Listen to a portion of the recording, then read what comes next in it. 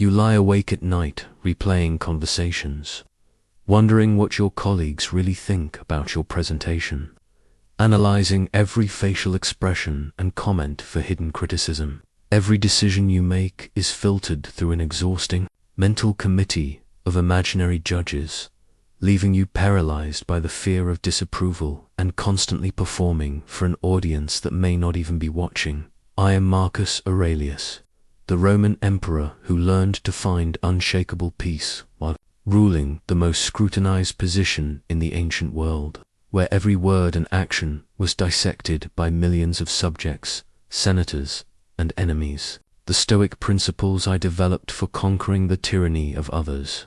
Opinions will free you from this mental prison and restore your authentic power. The same philosophy that allowed me to govern with confidence, despite constant judgment, can teach you to live with complete inner freedom.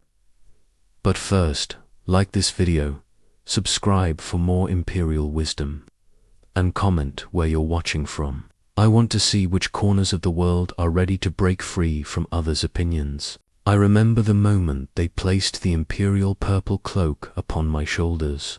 I was 38 years old, and I thought I understood power. I had served as a governor, a military commander, a senator. I believed I was prepared for anything, but nothing, absolutely nothing, had prepared me for the crushing weight of that purple fabric. It wasn't the physical weight, though the ceremonial cloak was indeed heavy with gold thread and precious stones. It was the invisible weight I felt immediately, the weight of a million eyes upon me, analyzing my every gesture, dissecting my every word, interpreting my every facial expression. In that moment, I understood that I had inherited not just the throne of Rome, but the most watched position in the known world. Every senator would scrutinize my decisions for signs of weakness or tyranny. Every citizen would judge whether I was worthy of their loyalty. Every foreign dignitary would search for advantages in my reactions. I had become the center of the greatest theater on earth, and the performance would never end. The first months were torture. I would rehearse conversations in my mind, practicing facial expressions in my private chambers. I weighed every word before speaking, calculating how each phrase might be interpreted by different factions. I studied the faces around me constantly, searching for approval or disapproval, trying to read the political winds in every glance and whisper. I remember one particular morning when I hesitated for nearly an hour before entering the Senate House, simply because I wasn't sure if my expression properly conveyed both authority and humility. I had become a prisoner of my own desperate need to be seen as the perfect emperor by everyone, an impossible standard that was slowly driving me mad. The senators noticed my uncertainty. They began to circle like vultures, testing my resolve. With increasingly bold challenges, the Praetorian Guard watched for signs that I might falter under pressure. Even my closest advisors seemed to be evaluating whether I possessed the strength to rule effectively. But it was the common citizens who taught me the hardest lesson about the futility of seeking universal approval. I would walk through the markets, hoping to see satisfaction in their faces, only to realize that what pleased the merchants angered the farmers. What satisfied the veterans disappointed the youth. What comforted the wealthy disturbed the poor. I was trying to be everything to everyone, and in doing so, I was becoming nothing to myself. Each day, I felt my authentic self slipping away, replaced by a carefully constructed persona designed to win approval from crowds who would never truly know me. The weight of that purple cloak was teaching me a lesson I didn't yet understand, that seeking the approval of others is the heaviest burden any soul can bear. I learned the most brutal lesson about public opinion while sitting in the very amphitheater that bears my family name. It was during the gladiatorial games, and I was observing not just the combat in the arena, but the crowd itself, 50,000 Romans whose favor could shift like sand in a desert storm. In the morning, they cheered wildly for a gladiator named Titus, a veteran fighter with numerous victories. The crowd loved his style, his courage, his defiance of death. Women threw flowers, men shouted his name, children pointed at him in awe. He was their hero, their champion, the embodiment of Roman strength and valor. But by afternoon, that same crowd was calling for his blood. Titus had stumbled during his final match. Not from cowardice he fought bravely to the end, but from exhaustion and a poorly timed maneuver. In that moment of weakness, 50,000 voices turned against him. The same throats that had sung his praises now screamed for his death. The same hands that had applauded his victories now gave the thumbs down signal. I watched in horrified fascination as this man, who had given years of his life to entertaining these people, was abandoned in his moment of greatest need. The crowd's love, which had seemed so genuine and passionate hours before, revealed itself to be nothing more than conditional entertainment. Withdrawn the instant he failed to meet their expectations. That night, alone in my chambers, I realized I was witnessing my own future if I continued living for the approval of others. I was performing in my own arena, and the Roman people were my audience. Like Titus, I was only as good as my last performance. The moment I stumbled, the moment I made a decision they didn't understand or approve of, those same voices that now praised me would turn against me. I began to understand that public opinion is not love, its consumption. The crowd doesn't love the gladiator. They love what the gladiator does for them. They don't love the emperor. They love what the emperor provides for them. The moment you stop serving their immediate desires, their affection evaporates like morning mist. This realization was both terrifying and liberating. Terrifying because it meant that all the approval I had been desperately seeking was built on the shakiest of foundations. Liberating because it meant I could stop the exhausting performance of trying to earn something that was never really mine to begin with. I started to see the same pattern everywhere. Senators who praised my decisions one day would criticize them the next when political winds shifted. Citizens who celebrated my generosity would complain about my frugality when I tightened the imperial budget. Foreign allies who honored me as a friend would plot against me when their interests changed. The amphitheater taught me that those who live for applause must also die by criticism.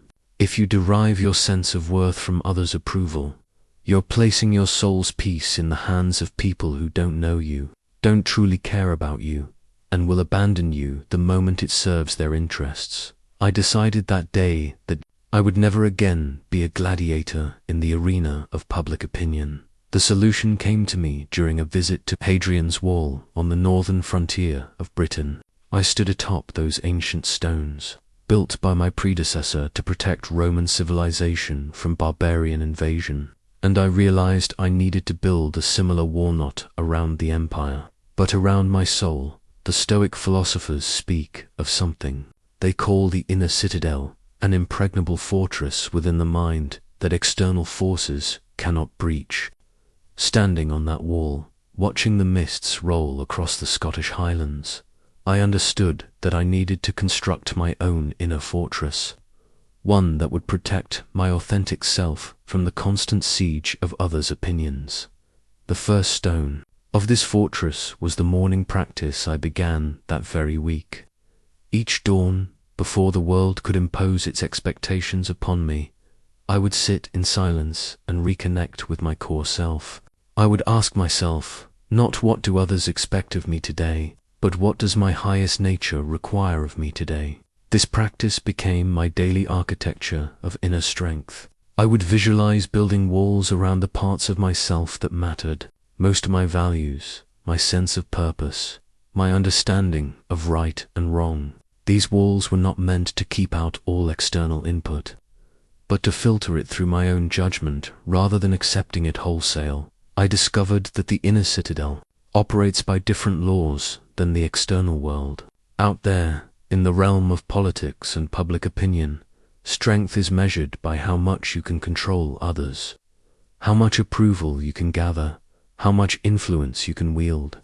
But inside the citadel, Strength is measured by how completely you can govern yourself, how little you need others' validation, how unshakable your core convictions remain. The construction was not easy. For years, I had allowed others' opinions to be the architects of my self-image. I had to demolish structures built on shaky foundations of external validation and rebuild them on the bedrock of self-knowledge. Every day brought new tests of my inner walls. When senators questioned my decisions, I learned to ask myself, is this criticism valid based on my own moral standards, rather than how can I regain their approval? When citizens complained about my policies, I asked, am I acting according to my principles, rather than how can I make them like me again? The remarkable thing about this inner fortress is that it doesn't require you to become cold or indifferent to others.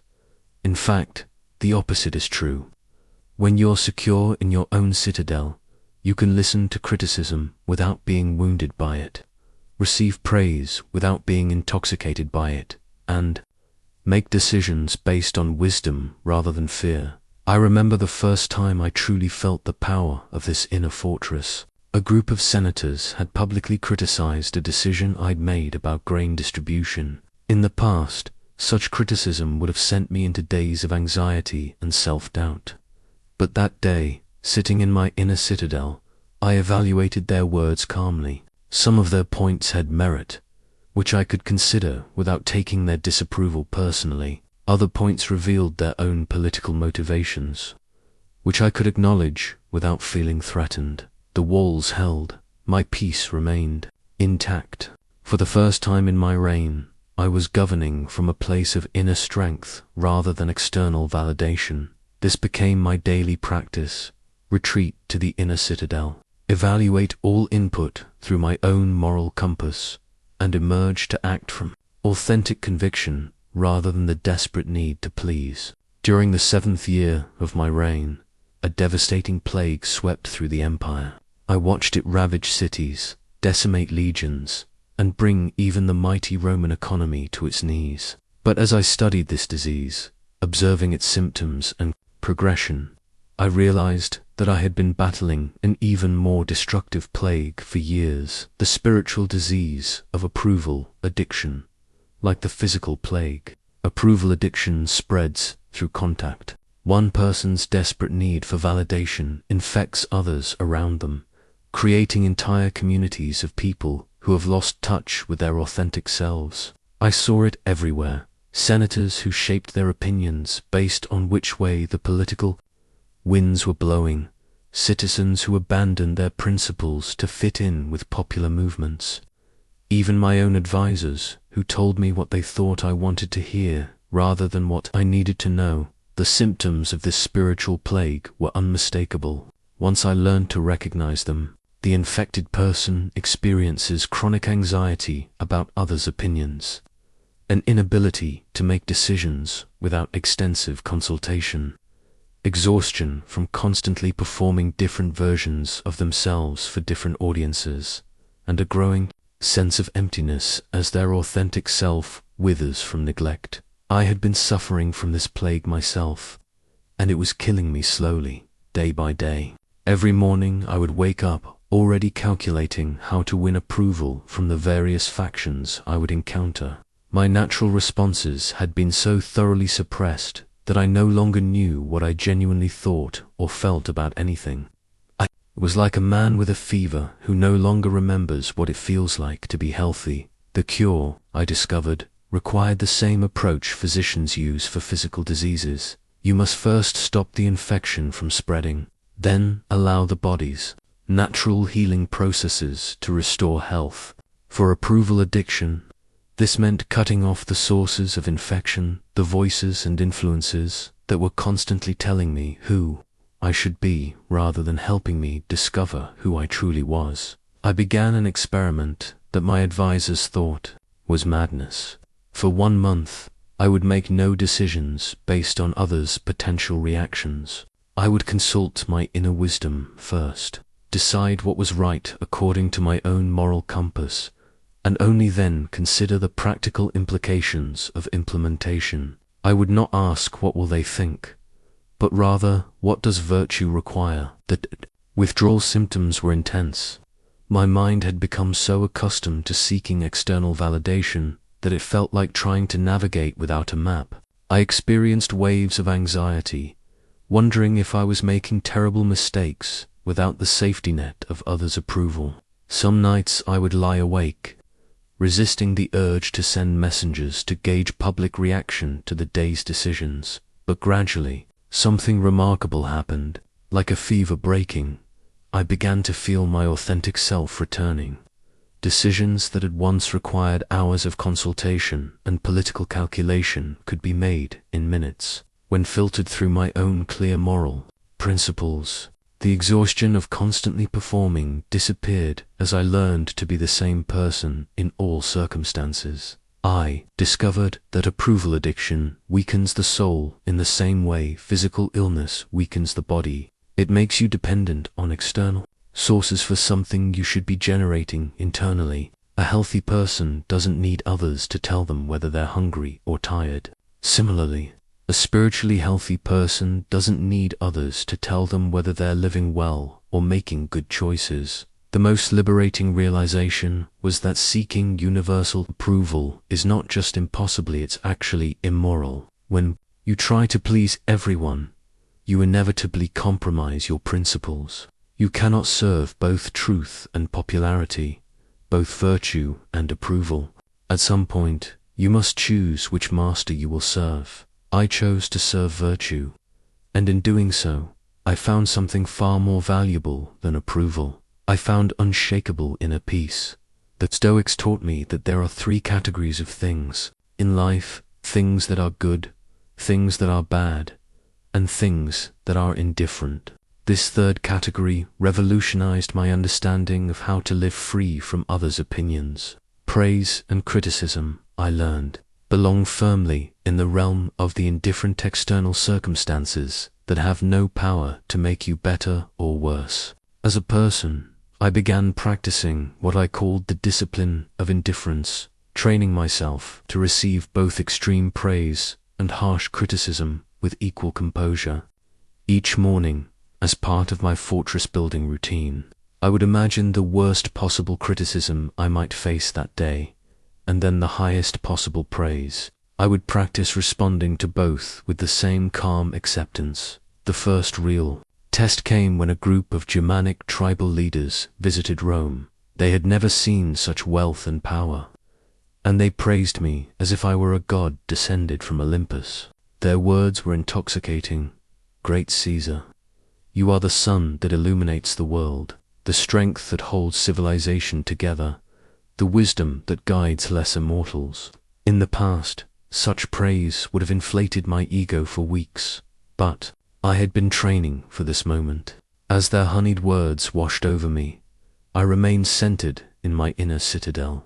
I recognized their praise for what it was: their attempt to flatter me for political advantage, mixed with genuine awe at Roman power. It said nothing about my actual character or worth as a human being. I received their words politely, but did not allow them to penetrate my sense of self. The second test came that same week when a senator named Cassius publicly accused me of being weak, indecisive, and unworthy of my predecessor's legacy. His words were designed to wound. This emperor thinks more like a philosopher than a leader. Rome needs strength, not endless contemplation. His hesitation in battle and his soft policies are making us vulnerable to our enemies. Again, I applied the discipline of indifference. I listened to his words without emotional reaction, evaluating them for any truth they might contain. Some of his points about military strategy had merit, which I could consider without taking his insults personally. Other aspects revealed his own frustration with policies that threatened his personal interests. Neither his praise nor his criticism could touch the core of who I was. This practice taught me something profound. When you stop needing praise, criticism loses its power to wound you. They are two sides of the same coin: external judgments that have no bearing on your internal reality. A thunderstorm does not make the mountain taller or shorter. It simply passes over, leaving the mountain unchanged. I developed a daily exercise to strengthen this discipline. Each evening, I would review the day's praise and criticism, practicing what I called emotional neutrality. If someone had praised my wisdom, I would remind myself that wisdom is demonstrated by actions, not acknowledged by words. If someone had criticized my decisions, I would examine whether their criticism contained useful information while remaining detached from their emotional judgment. The freedom this practice brought was extraordinary. I could finally make decisions based on what was right rather than what would generate approval. I could listen to feedback without being destabilized by it. Most importantly, I could remain myself regardless of how others chose to perceive me. This discipline became one of my most powerful tools for authentic living. I was attending a theatrical performance in the theater of Marcellus when the metaphor struck me with the force of revelation. On stage, actors wore elaborate masks, transforming themselves into heroes, villains, and gods. But it was the audience I found myself studying most intently, and what I saw horrified me. I recognized myself among them. For years, I had been wearing invisible masks, crafting different personas for different audiences. In the Senate, I wore the mask of the decisive military commander. With my advisors, I donned the guise of the thoughtful philosopher king. Among the people, I performed as the benevolent father figure. Each mask was carefully constructed to win the approval of its intended audience. The exhaustion of this constant performance was eating away at my soul. I would wake up each morning wondering which character I needed to play that day. Which version of Marcus Aurelius would be most appealing to the people I would encounter? Like an actor preparing for multiple roles, I would rehearse different personalities, different responses, different ways of being. But here's what I realized, watching those actors. When the play ended, they removed their masks and returned to their true selves. I had been wearing my masks for so long that I was no longer sure which face was really mine. This theatrical lifestyle was not just exhausting, it was spiritually corrupting. When you constantly perform different versions of yourself, you begin to lose touch with your authentic core. You start to believe that you are nothing more than the sum of others' expectations, a collection of roles rather than a real person with genuine thoughts, feelings, and convictions. I decided that night to conduct an experiment in radical authenticity. I would stop performing different characters for different audiences. Instead, I would be the same person in all circumstances, the real Marcus Aurelius, without masks or pretense. The first test came the very next day during a meeting with Senate leaders. Normally, I would have carefully calibrated my responses to their political sensitivities, presenting myself as the strong leader they expected. Instead, I spoke honestly about my concerns, my uncertainties, even my philosophical reflections on the challenges we faced. I watched their faces change as they encountered not the performed emperor, but the authentic human being. Some were clearly uncomfortable with this honesty. They preferred the predictable emperor who played his expected role, but others seemed relieved, even grateful, to engage with a real person rather than a political persona. The conversation became more genuine, more productive than any we had shared in years. I began applying this principle everywhere. With my family, I stopped pretending to be the perfect patriarch who never struggled with doubt. With my soldiers, I acknowledged my fears alongside my determination. With foreign dignitaries, I presented Rome's authentic strength rather than theatrical intimidation. The response was remarkable. Yes, some people were unsettled by encountering authenticity where they expected performance, but many others responded with their own authenticity, creating connections that were deeper and more meaningful than any I had experienced while wearing masks. I discovered that people are starving for authentic connection. Most of their daily interactions are with other performers, other mask wearers, other people pretending to be someone they think others want them to be. When you show up as your genuine self, you give others permission to do the same. The theater taught me that life is not a performance, and other people are not your audience. You are not an actor playing to the crowd. You are a human being living your one authentic life. The applause of strangers means nothing compared to the peace of being truly yourself. I removed all my masks that night and never put them on again. The Roman legal system taught me that every accusation requires a proper court, qualified judges, and fair procedures. As I applied this principle to my own life, I realized I had been allowing unqualified judges to preside over the most important court of all, the court that determined my worth as a human being, for too long.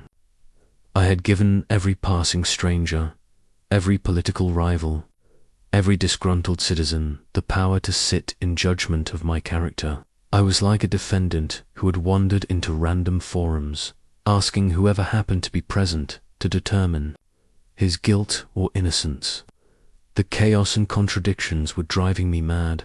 I decided to establish a proper court of inner judgment, with myself as the primary and most qualified judge. After all, who else had access to all the evidence? Who else knew my true motivations, my genuine struggles, my authentic efforts to do right? Who else had observed my character in every circumstance, private and public, noble and shameful? The first step was establishing clear jurisdiction. I determined that this inner court would judge only those matters that were truly within my control, my efforts, my intentions, my commitment to virtue, my growth as a human being. External outcomes, others' reactions, and circumstances beyond my influence would be outside the court's jurisdiction. I instituted a daily practice of evening self-examination that became my formal court proceeding. Each night, I would review the day's actions and decisions, not asking did others approve, but rather did I act according to my highest principles. The standard was not popularity or success, but integrity and virtue. This process required me to develop what I called moral clarity, a clear understanding of what I actually believed was right and wrong, independent of what others might think. I could not judge my own actions fairly if I had not first established clear moral standards by which to measure them. Some evenings, my inner court would find me guilty of falling short of my own standards, but this judgment came with mercy and wisdom rather than the harsh condemnation I had grown accustomed to from external critics. I could acknowledge my failures while also recognizing my sincere efforts to improve. I could learn from mistakes without being destroyed by them. Other evenings, my inner court would affirm that I had acted well, even when external voices criticized my decisions. This self-approval became far more valuable than any external validation, because it was based on complete knowledge of my circumstances and motivations. The transformation was remarkable.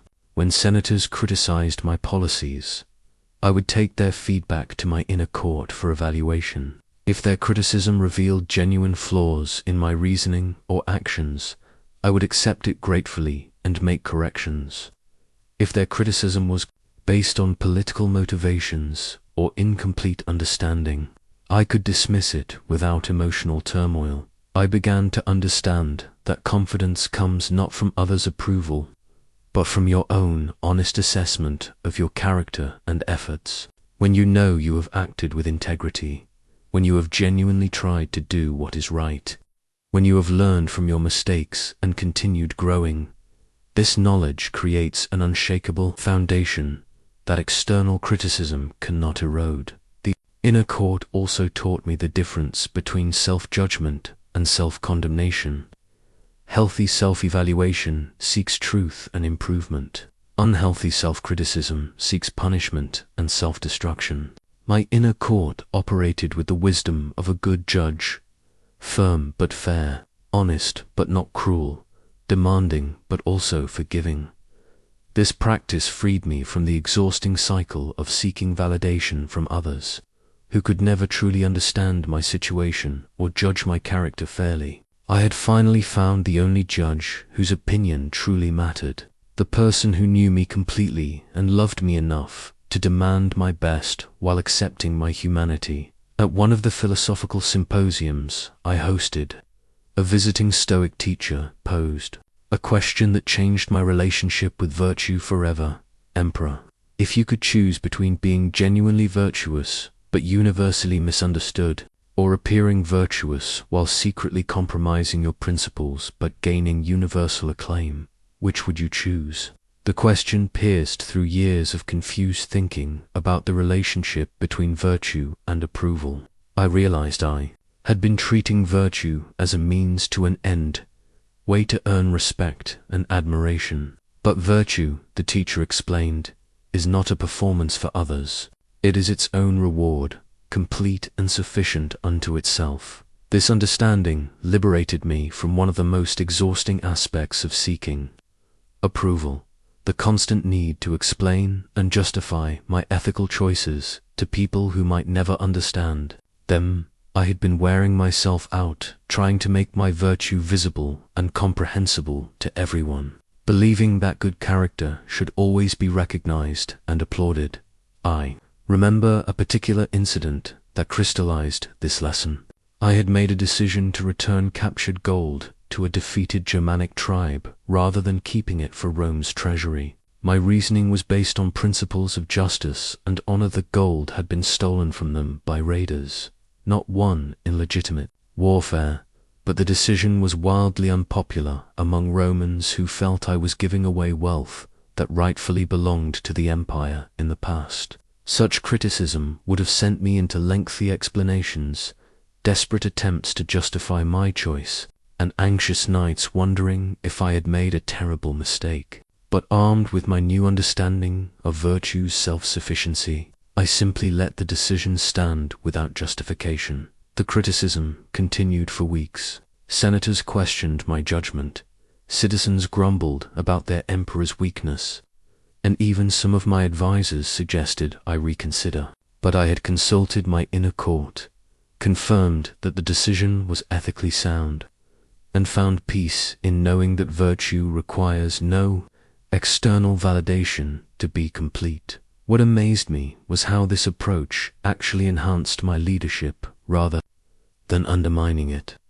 When people realized I would not be swayed from ethical decisions by popular pressure, they began to trust my character in a deeper way. Even those who disagreed with specific choices came to respect the consistency of my moral compass. I developed what I called the virtue practice, a daily commitment to act according to my highest principles, regardless of whether anyone would notice, understand, or approve. Some days this meant small acts, treating a rude servant with patience, telling the truth when a lie would be more convenient, or giving credit to subordinates for successful policies. Other days it meant larger stands, refusing bribes that would have enriched the empire, protecting the rights of unpopular minorities, or maintaining Roman honor even when pragmatism suggested compromise. In every case, I acted not to be seen as virtuous, but because virtue was simply the right way to live. This practice taught me that virtue is like physical health. It feels good in itself, regardless of whether others notice it. A healthy person doesn't exercise to impress others. They exercise because strength and vitality are inherently rewarding. Similarly, an ethical person doesn't practice virtue for applause. They practice it because integrity and honor are inherently fulfilling.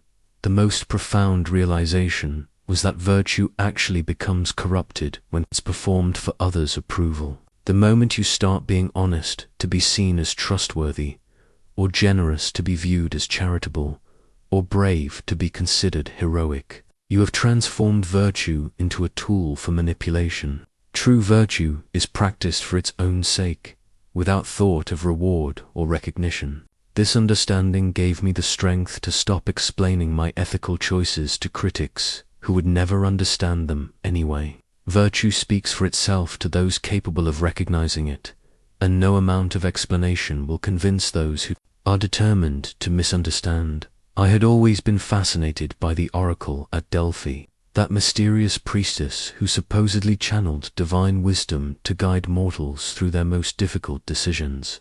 Pilgrims would travel from across the known world, bearing expensive gifts, hoping to receive guidance from the gods. But during my philosophical development, I discovered something remarkable. I had been seeking from external oracles what I already possessed within myself, the habit of constantly seeking others' opinions before making decisions had atrophied my own judgment like a muscle that goes unused. Every time I faced a choice, my first instinct was to poll advisors, consult experts, gauge public sentiment, and gather as much external input as possible before deciding. I had become convinced that wisdom resided everywhere except within my own mind. This dependency was not just inefficient, it was spiritually crippling. By constantly deferring to others' judgment, I was essentially declaring myself incompetent to navigate my own life. I was treating my inner wisdom like an unreliable servant while elevating others' opinions to the status of divine oracles. The breakthrough came during a crisis that required immediate action. A fire had broken out in the granaries that supplied Rome's food distribution, and my advisors were scattered across the city, dealing with other emergencies.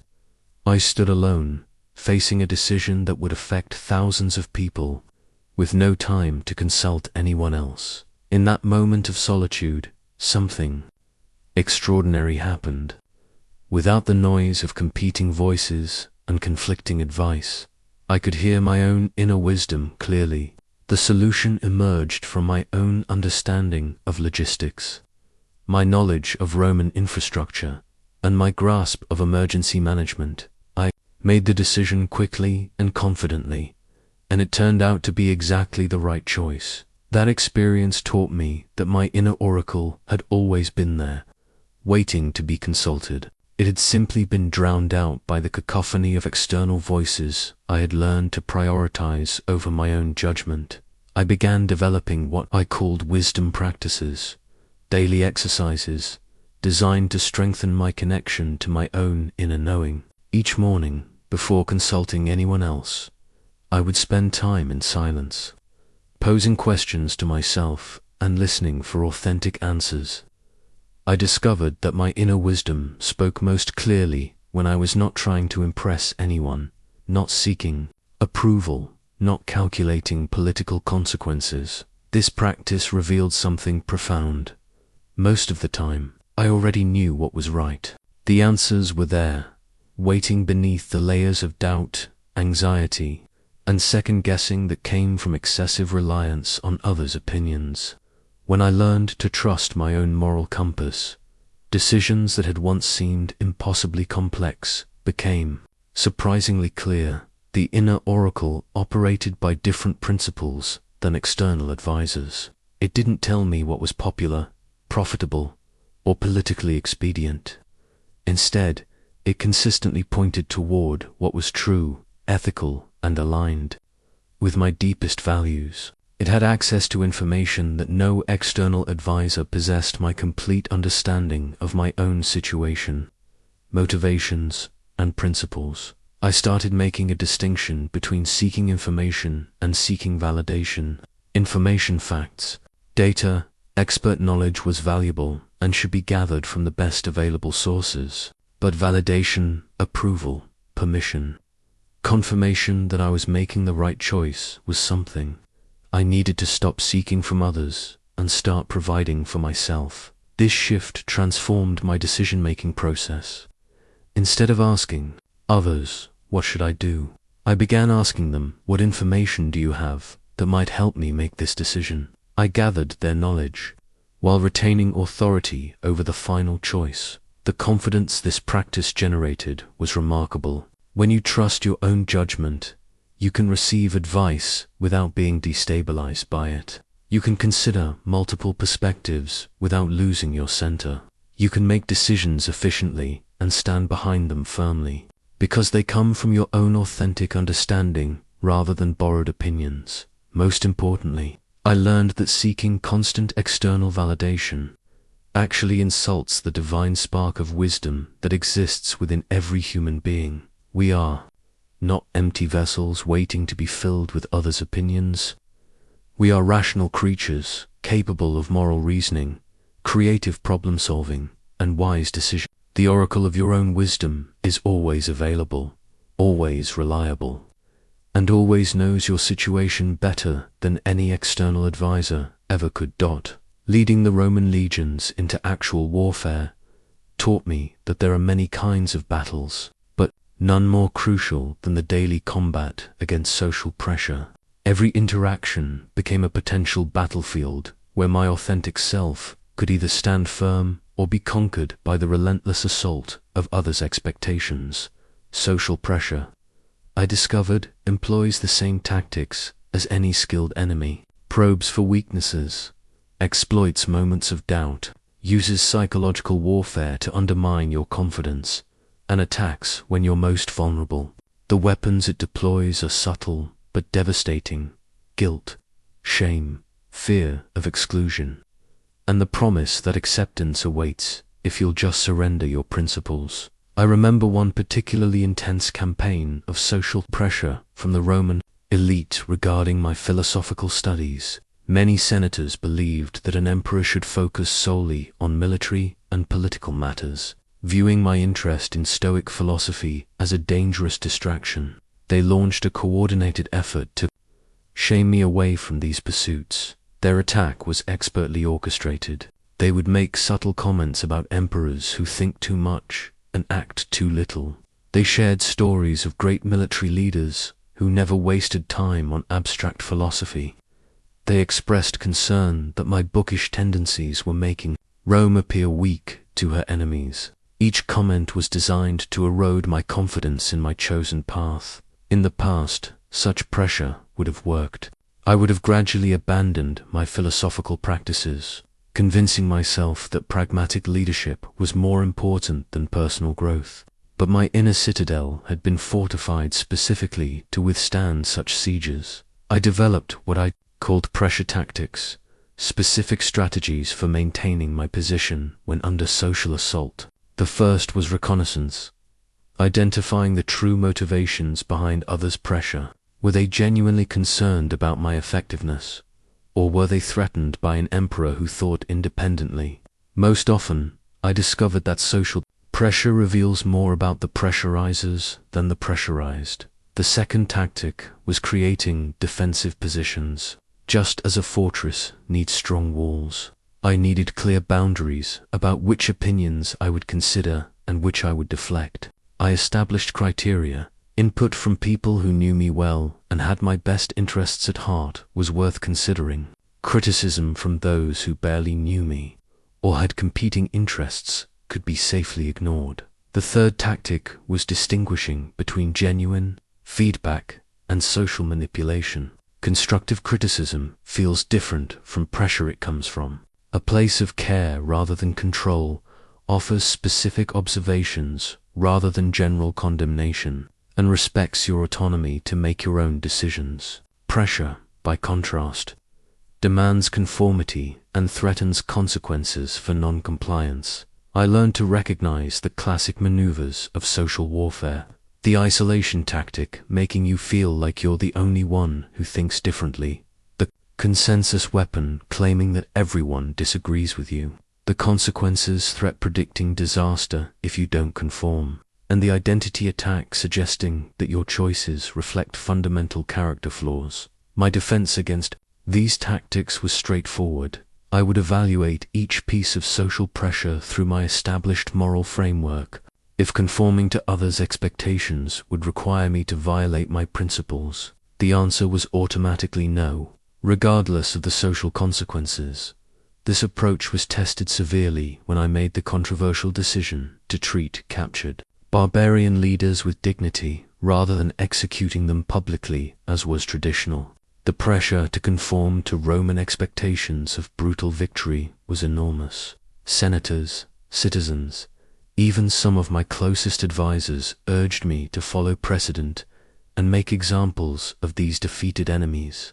But I held my position because it aligned With my understanding of justice and mercy, the social consequences will reel some question to my strength as a leader, but my inner peace remained intact because I had acted according to my authentic convictions rather than social demands. In the palace gardens, I discovered one of the most powerful weapons against the tyranny of others' opinions: solitude. There was a particular grove of olive trees where I would retreat when the cacophony of voices, advisors, senators, citizens, foreign dignitaries threatened to drown out my own inner voice.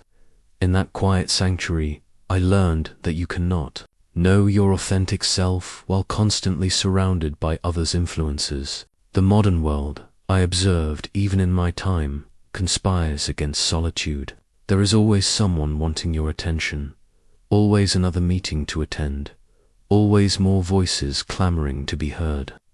But I realized that this constant social input was like trying to see your reflection in a pond, while others are throwing stones into the water.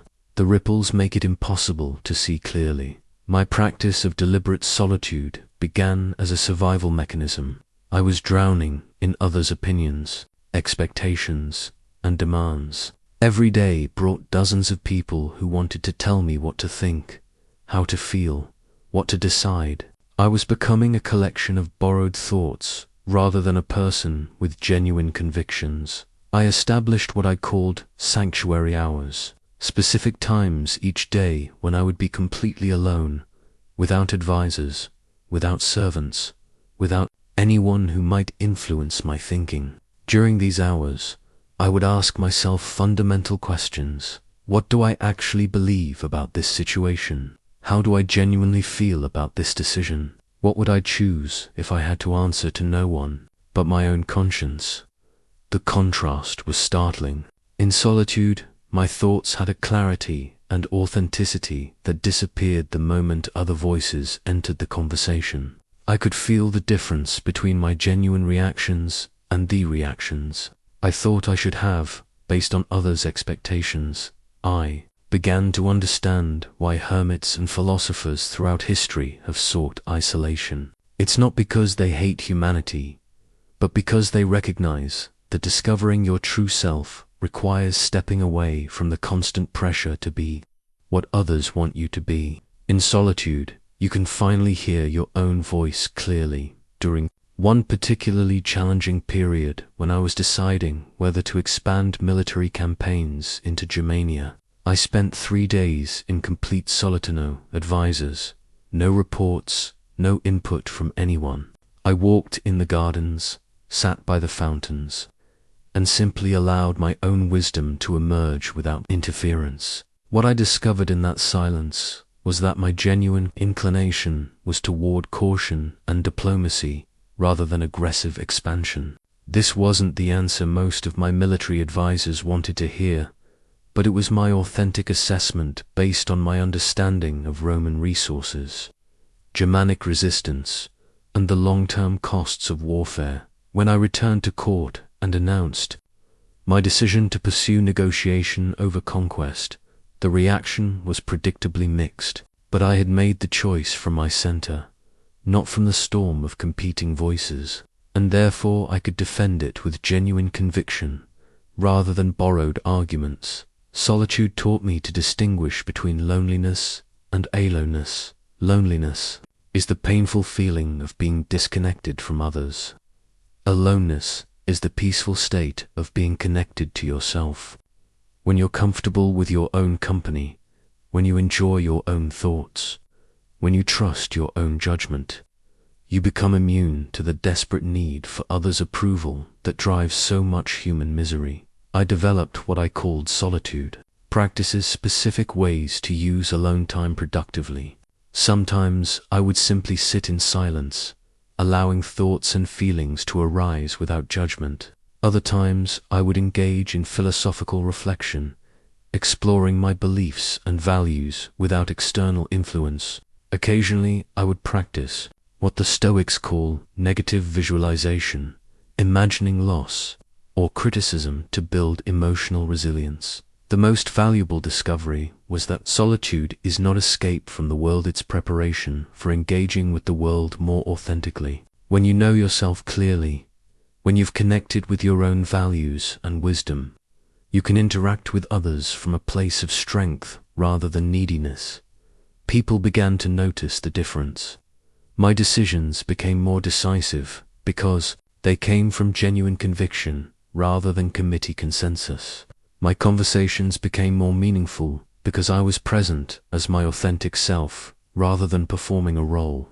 My leadership became more effective because I was drawing from my own deep wisdom rather than surface opinions. Walking through the Forum Romanum one evening, I paused before the countless statues and inscriptions honoring past emperors, generals, and statesmen. These monuments were built to preserve their reputations for eternity. Yet most of the men they honored were already forgotten by the common people who walked past them daily. Standing among these crumbling testimonies to vanished glory, I understood the ultimate futility of living for reputation. Reputation, I realized, is nothing more than a collection of opinions held by people who know only fragments of who you really are. It's a story constructed from limited observations, colored by others' biases, and shaped by circumstances beyond your control. Yet, I had been exhausting myself trying to manage this phantom, this collection of second-hand impressions that bore little resemblance to my actual character.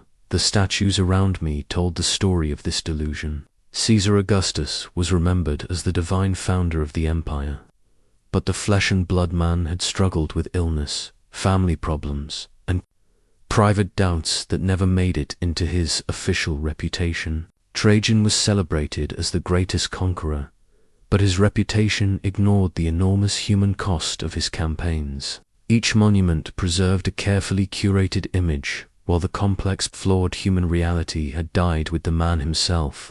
I began to see my own reputation as equally artificial. To the Roman people, I was either the philosopher emperor who brought wisdom to leadership, or the weak intellectual who was unfit for command, depending on their political affiliations. To historians, I would eventually become a character in their narratives, reduced to whatever themes suited their purposes. None of these versions captured the real Marcus Aurelius, the man who struggled with doubt, who made mistakes, who learned and grew, who was sometimes strong and sometimes weak. This understanding liberated me from the impossible task of reputation management. I had been trying to control how others perceived me, but perception is filtered through their own experiences, prejudices, and needs. A senator facing political pressure would see my actions differently than a common citizen worried about grain prices. A military commander would evaluate my decisions through the lens of warfare, while a philosopher would judge them by ethical standards. I stopped asking, "How will this look?" and started asking, "Is this right?" I stopped calculating the reputational impact of my decisions and started focusing on their actual effects. I stopped trying to craft a legacy and started concentrating on living with integrity. The freedom was extraordinary. Decisions that had once required extensive consultation about their public perception could be made quickly based on their merits. I could admit mistakes without worrying about appearing weak, because my self-worth was no longer tied to maintaining an image of I could change my mind when presented with better information, because consistency of reputation mattered less than growth of understanding.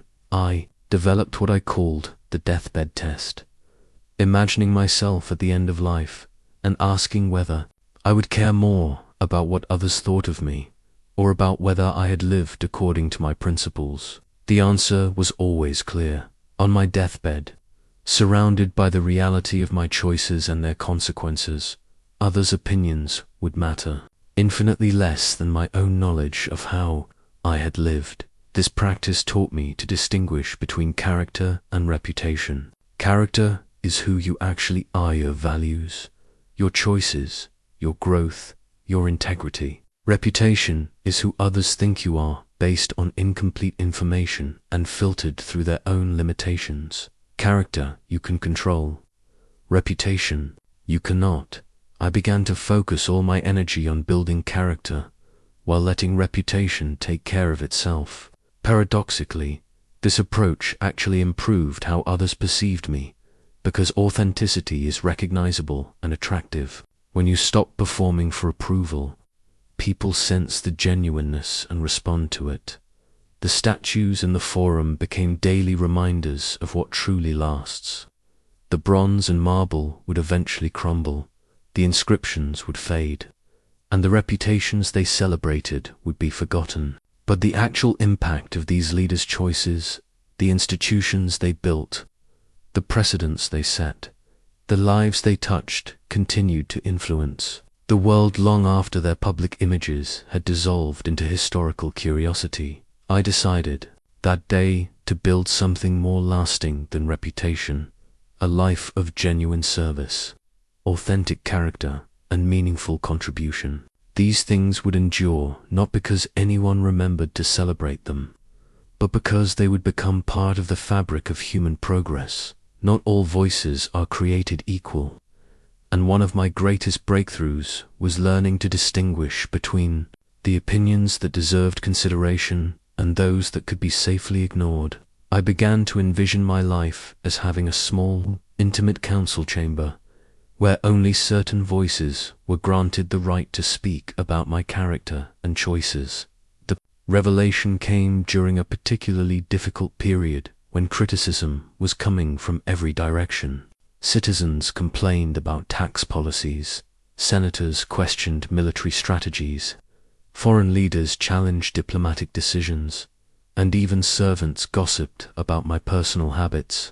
The cacophony was overwhelming until I asked myself a crucial question.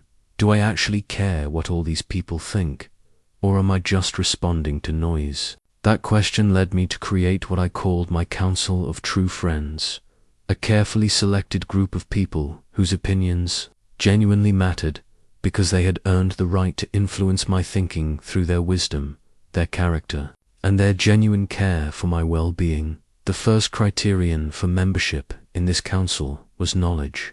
Did this person actually understand my situation, my responsibilities, my constraints, and my values? Most critics failed this test immediately. They offered opinions based on incomplete information, misunderstood motivations, or ignorance of the complexities I faced daily. The second criterion was wisdom. Even if someone understood my situation, did they possess the judgment necessary to offer valuable guidance? This eliminated many well-meaning but inexperienced voices. Good intentions are not enough. Counsel requires seasoned understanding of human nature, politics, and the long-term consequences of decisions. The third criterion was care. Did this person want what was genuinely best for me and for Rome, or were they motivated by their own interests? This test eliminated the largest group of voices, those who offered opinions not to help me grow, but to manipulate me toward choices that would benefit them. The fourth criterion was courage. Would this person tell me difficult truths when necessary, even if those truths were unwelcome? Yes men and flatterers, no matter how pleasant their words, could not help me become a better leader or person. My counsel ended up being surprisingly small. Epictetus, my philosophy teacher, earned a place through his wisdom about human nature and his willingness to challenge my thinking. Junius Rusticus, my mentor in governance, qualified through his deep understanding of Roman politics and his genuine concern for effective leadership. A few trusted advisors who had proven their loyalty and judgment over years of service completed the group. What amazed me was how much clearer my thinking became when I filtered input through this selective process. Instead of being paralyzed by hundreds of conflicting opinions, I could focus on the few voices that actually mattered. Instead of trying to please everyone, I could concentrate on satisfying the people whose approval was based on real knowledge and genuine care. This practice required me to develop thick skin toward excluded voices. When someone outside my counsel criticized my decisions, I would ask myself, Have they earned the right to influence my thinking through their wisdom, knowledge, and care for my well-being? If the answer was no, I could acknowledge their opinion without being disturbed by it. The counsel concept also helped me understand the difference between feedback and judgment. Council members offered feedback-specific observations designed to help me improve. Excluded voices often offered judgment-general condemnation, designed to make themselves feel superior or to pressure me toward their preferred outcomes. I learned to receive feedback with gratitude while deflecting judgment with indifference.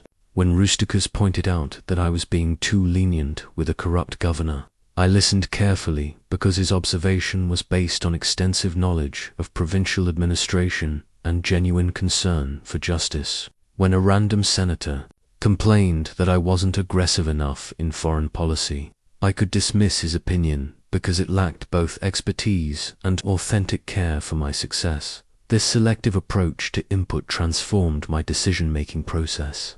I stopped conducting opinion polls among whoever happened to be present and started consulting with people who had actually earned the right to influence my thinking.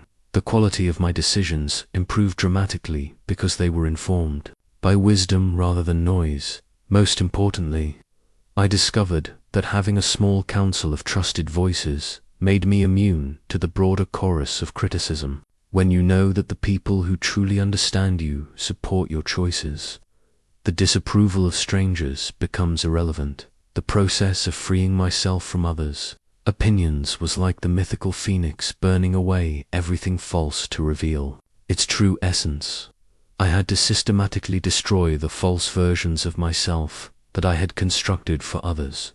Approval before my authentic self could emerge from the ashes. The burning began with acknowledging how many different Marcus Aurelius I had created over the years. There was the Marcus who performed stern authority for intimidating senators, the Marcus who displayed folksy warmth to win over common citizens, the Marcus who projected intellectual sophistication for Greek philosophers, and the Marcus who radiated military toughness for Roman legions. Each persona was carefully crafted to generate approval from its target audience, but these false selves were exhausting too. Maintain and impossible to reconcile.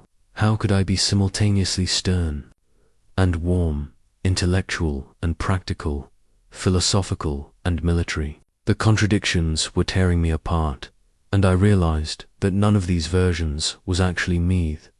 They were all performances designed to win approval from people who would never truly know the real person behind the mask.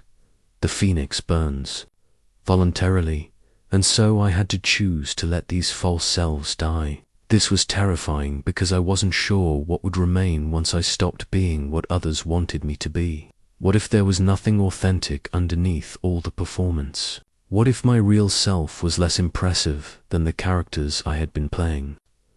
I began the burning process by identifying my core values, the principles that felt true, regardless of audience or circumstances. Justice emerged as fundamental to who I was, not because it made me popular, it often didn't, but because fairness felt essential to my nature.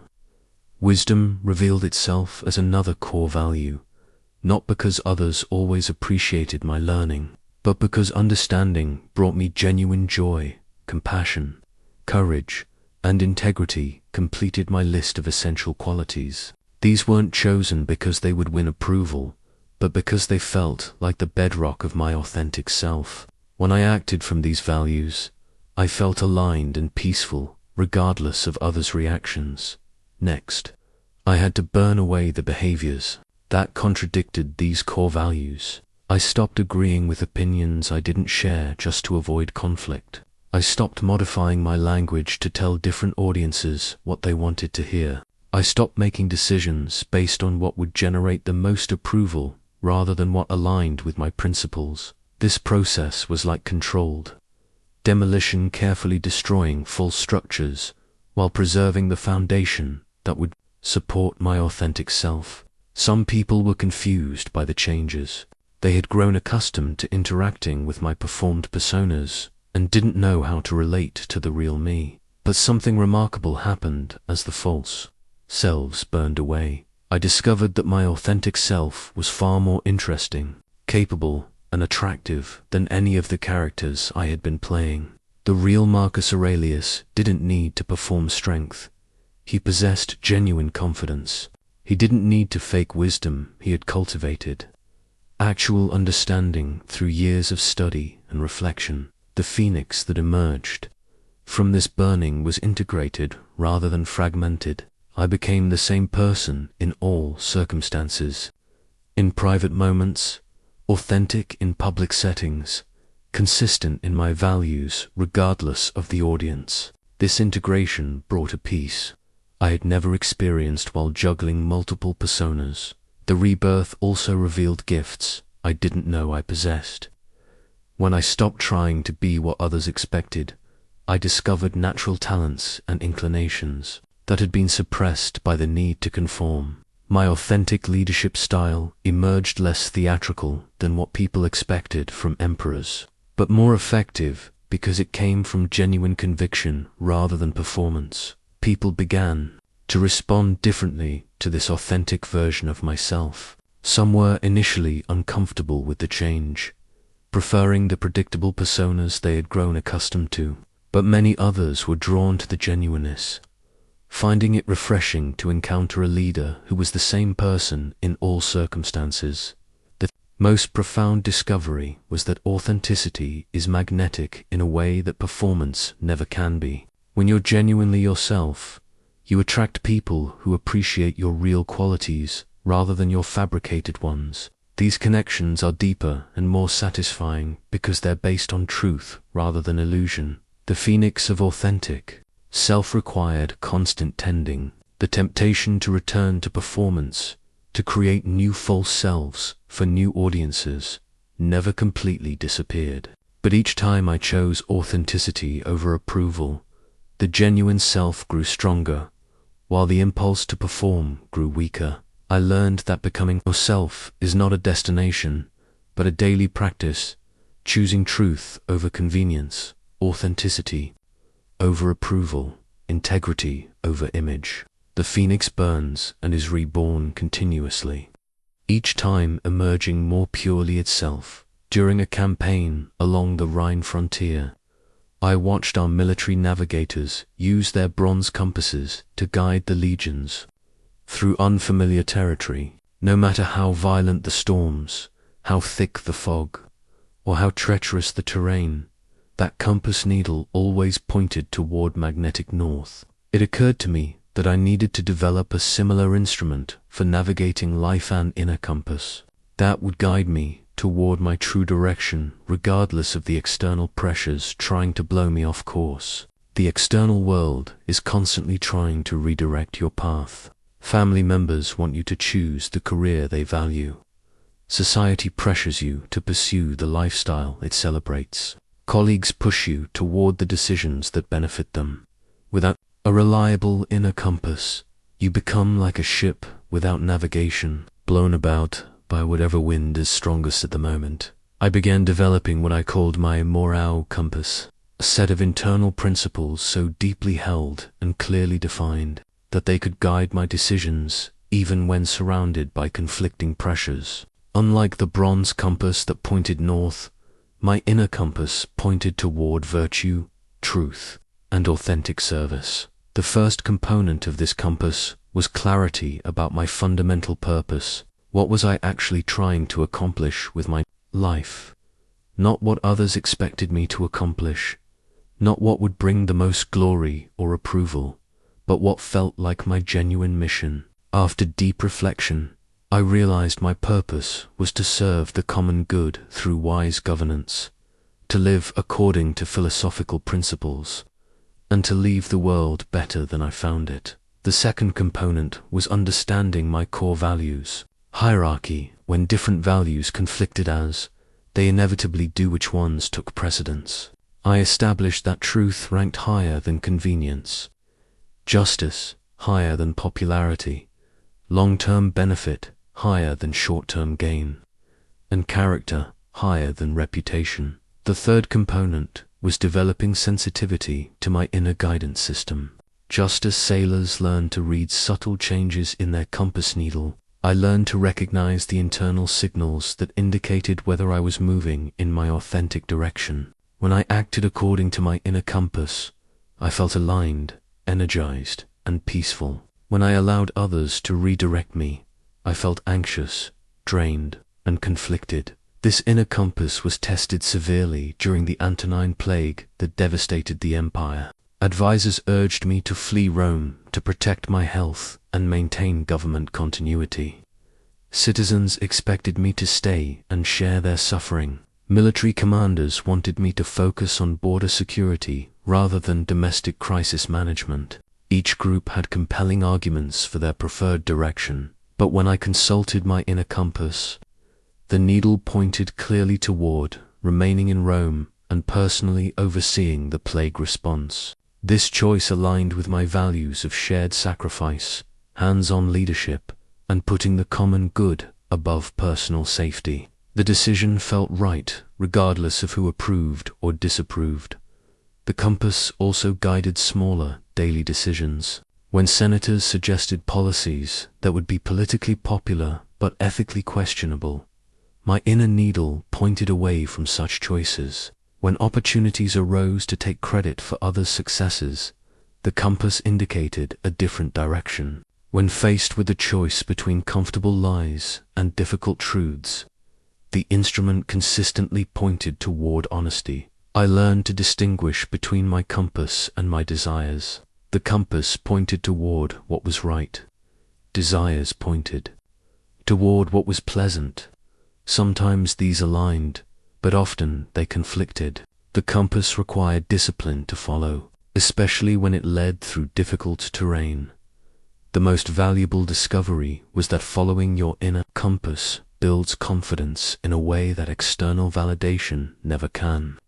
When you consistently choose the direction that aligns with your deepest values, you develop unshakable trust in your own judgment. You stop needing others to confirm that you're heading the right way because you have an internal guidance system that's more reliable than any external opinion. This compass immunity to others' attempts to redirect me became stronger with practice.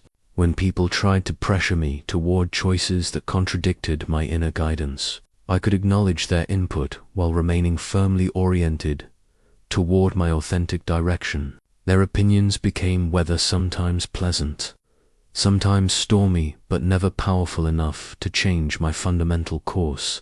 Governing the Roman Empire taught me that true power is not the ability to control others, but the capacity to rule yourself completely.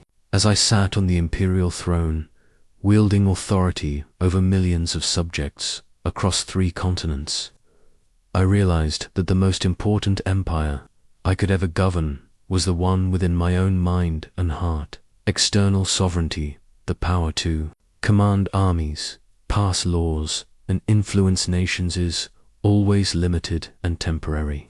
Other people retain their own will, circumstances change beyond your control, and ultimately, all earthly power fades with time. But internal sovereignty, the ability to govern your own thoughts, emotions, and choices can be absolute and eternal. I began to understand my consciousness as an empire that required the same careful administration I gave to Rome. Just as I wouldn't allow barbarian tribes to raid Roman territories unchallenged, I couldn't allow others' opinions to invade my inner realm without proper evaluation. Just as I established clear borders and defensive positions for the empire, I needed to create boundaries around my sense of self. The first principle of self-sovereignty is claiming complete authority over your own mental territory. No one else has the right to tell you what to think, how to feel, or who to be. Others can offer information, share perspectives, and express preferences, but the final decision about your internal reality rests entirely with you. This was revolutionary thinking. For someone who had spent years allowing others to colonize his consciousness, I had been like a weak emperor who lets foreign powers establish settlements within his own borders, gradually losing control of his own territory. but a sovereign ruler protects his realm from unauthorized occupation. I established what I called border controls for my consciousness. Before allowing any external opinion to enter my mental territory, it had to pass through customs inspection. I would ask, who is offering this opinion? What are their qualifications and motivations? Does this input serve my genuine interests or theirs? Does it align with my values and understanding? Opinions that failed this inspection could be acknowledged but not admitted. I could hear criticism without absorbing it, receive praise without being intoxicated by it, and encounter pressure without yielding to it. My inner empire remained under my complete control. The second principle of self-sovereignty is accepting full responsibility for your internal state. A sovereign ruler doesn't blame external enemies for problems within his own borders. He takes responsibility for his defenses and governance. Similarly, I stopped blaming others for my emotional reactions and took complete ownership of my inner experience. This doesn't mean external events have no impact, of course they do, but it means recognizing that your response to events is always your choice. When senators criticized my policies, I could choose whether to respond with anger, curiosity, defensiveness, or indifference. When citizens praised my decisions, I could choose whether to react with pride, gratitude, suspicion, or equanimity. The third principle is establishing clear laws for your inner empire. Just as Rome operated according to established legal principles, I needed consistent rules for governing my own consciousness. I established laws like emotions will be acknowledged but not automatically obeyed. Decisions will be based on principles rather than pressure, and self-worth will be determined internally rather than externally. These internal laws provided structure and predictability to my mental governance. When faced with difficult situations, I didn't have to improvise responses based on momentary impulses or others' expectations. I could refer to my established principles and act according to my own consistent legal system. The fourth principle is maintaining your monopoly on force within your territory. In the Roman Empire, only authorized representatives could exercise military power. Similarly, in my inner empire, only I retained the authority to make final decisions about my thoughts, feelings, and actions. Others could influence, but they could not command. This meant developing the strength to resist both positive and negative manipulation.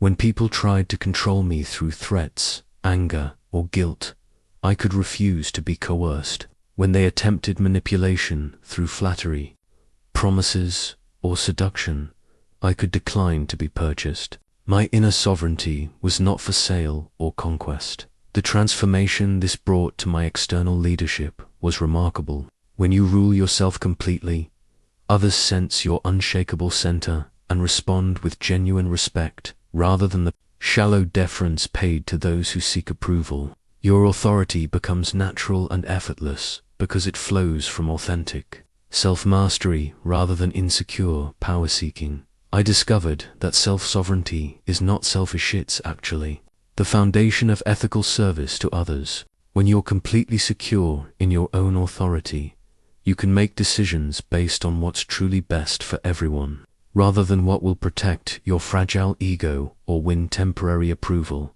As I write these final words, death approaches like the evening shadow lengthening across the imperial gardens. The physicians speak in hushed tones about my failing health, but I feel no fear, no desperate scramble for more time or final validations. This peace comes not from resignation, but from the profound freedom I discovered when I stopped caring what others think. The legacy I leave behind will not be measured in the monuments built in my honor or the histories written about my reign. These external testimonies will crumble with time, as all human constructions do. My true legacy lies in demonstrating that it is possible to live with complete inner freedom, regardless of the pressures and expectations that surround you. This freedom transformed everything about how I experienced life. Decisions that once paralyzed me with anxiety about others' reactions became clear and simple when filtered through my own moral compass. Criticism that once sent me into spirals of self-doubt became useful information to consider, or irrelevant noise to dismiss. Praise that once intoxicated me with temporary euphoria became pleasant but ultimately meaningless external weather. Most profoundly, I learned to live without the exhausting burden of performance. For the first time since childhood, I could simply be myself, the same person in all circumstances, authentic in private moments and public settings alike. The energy I had once spent managing others' perceptions became available for actual leadership, genuine service, and meaningful contribution. This inner freedom allowed me to serve Rome more effectively than I ever could have while seeking approval. When you're not afraid of criticism, you can make difficult but necessary decisions. When you're not intoxicated by praise, you can see situations clearly rather than through the fog of ego. When you're not performing for an audience, you can focus entirely on the work itself. I discovered that the greatest gift you can give to others is your authentic self, rather than a carefully crafted version designed to win their approval. People are starving for genuine connection with real human beings, not performances by actors afraid to remove their masks. When you show up authentically, you give others permission to do the same. The principles I've shared in this reflection are not merely philosophical concepts, they are practical tools that can transform your daily experience of living. The inner citadel can be built by anyone willing to do the work. The discipline of indifference can be developed through consistent practice. The counsel of true friends can be established by anyone brave enough to stop seeking universal approval. But perhaps the most important lesson I can leave you is this: the journey to inner freedom begins with a single decision, the decision to value your own integrity more than others' approval. Every subsequent choice either reinforces this commitment or undermines it. Every day presents new opportunities to choose authenticity over performance, truth over convenience, virtue over popularity. This path is not easy, especially in a world that profits from your insecurity and feeds on your need for validation. You will face pressure to return to the familiar prison of people-pleasing. You will encounter those who prefer the predictable, manipulable version of yourself to the authentic, sovereign person you're becoming. But the freedom waiting on the other side of this transformation is worth every moment of discomfort required to achieve it. I have ruled an empire spanning the known world, commanded legions, shaped laws, and influenced the course of human civilization. But my greatest victory was not won on any battlefield or in any Senate house. It was achieved in the quiet moments when I learned to govern myself completely, to trust my own judgment absolutely, and to live according to my own deepest convictions, regardless of the chorus of voices trying to direct my path. This is the victory available to you as well. You may not rule nations, but you can rule yourself. You may not command armies, but you can command your own responses. You may not shape history, but you can shape your own character according to your highest understanding. The eternal flame of inner freedom burns in every human heart, waiting to be discovered beneath the layers of learned people-pleasing and inherited insecurity.